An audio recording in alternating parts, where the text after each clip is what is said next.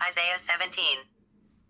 The burden of Damascus. Behold, Damascus is taken away from being a city, and it shall be a ruinous heap. The cities of Aroer are forsaken, they shall be for flocks, which shall lie down, and none shall make them afraid. The fortress also shall cease from Ephraim, and the kingdom from Damascus, and the remnant of Aram shall be as the glory of the children of Israel, saith the Lord of hosts. And it shall come to pass in that day, that the glory of Jacob shall be made thin, and the fatness of his flesh shall wax lean. And it shall be as when the harvestman gathereth the standing corn, and reapeth the ears with his arm, yea, it shall be as when one gleaneth ears in the valley of Rephaim. Yet there shall be left therein gleanings, as at the beating of an olive tree, 2 or 3 berries in the top of the uppermost bough, 4 or 5 in the branches of the fruitful tree, saith the Lord, the God of Israel. In that day shall a man regard his Maker, and his eyes shall look to the Holy One of Israel.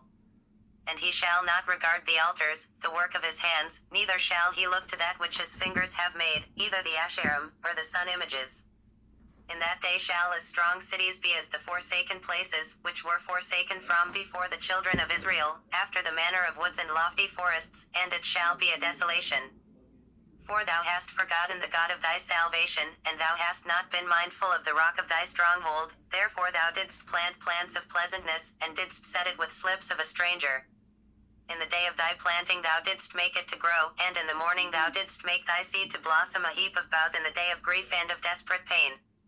Ah, the uproar of many peoples, that roar like the roaring of the seas, and the rushing of nations, that rush like the rushing of mighty waters. The nations shall rush like the rushing of many waters, but he shall rebuke them, and they shall flee far off, and shall be chased as the chaff of the mountains before the wind, and like the whirling dust before the storm. At eventide behold terror, and before the morning they are not. This is the portion of them that spoil us, and the lot of them that rob us.